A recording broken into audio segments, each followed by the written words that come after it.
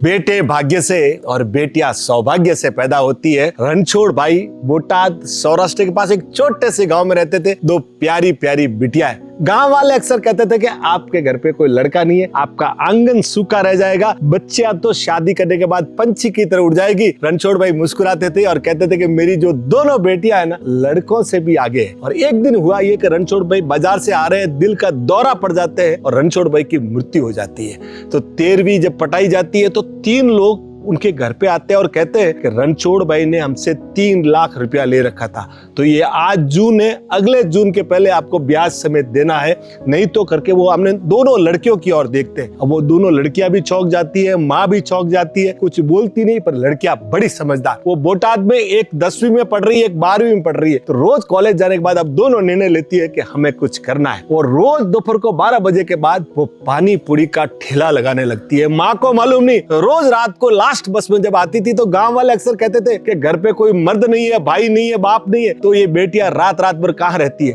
पर माँ को विश्वास था कि मेरी बेटियां बड़ी संस्कारी है। 6 महीना बीता, 8 महीना बीता, 10 महीना बीता। माँ ने एक दिन इन दोनों बेटियों को कहा कि देखो अभी वो लोग पैसा मांगने आएंगे, मेरे पास एक तो मेरा मंगलसूत्र है और ये अपना पुश्तैनी घर है, अपने इन दोनों को बेच देते हैं और उनका चुका देते हैं, मुझे तुम बेटियां बड़ी प्यारी हो। बेटियां मुस्कुरा के बोलती है कि माँ आप उनको बुलाइए, हम पैसे देने को तैयार है। तो माँ चौंक जाती है कि तुम कहाँ से लाओगी। तो वो दोनों बेटियां बताती है कि माँ पिछले 10 महीनों में हम लोगों ने मेहनत करके 4,20,000 रुपया इकट्ठा किया है, उनको बुलाइए और 3 लाख और उनका ब्याज उनको दीजिए। जैसे ही बुलाया जाता है, उनको दिया जाता है, वो चौंक जाते हैं। तो साहब आज भी ये एक सच्ची घटना हमें बताती है कि हमारी बेटियां आज भी बेटों से बढ़कर है। इसलिए कहते हैं सर, भगवान कहता है कि बेटों को जब भेजा जाता है तो कहता है कि तुम जाओ और अपनी माँ बाप की सेवा करना, और बेटियां जब भेजते हैं ना तो कहता है कि तुम जाओ, माँ बाप की चिंता तुम मत करना, माँ बाप की चिंता मैं करूंगा। तो साहब हमारे देश की जो बेटियां है ना, आज भी है ना साहब, बेटों से बढ़कर है। Thank you.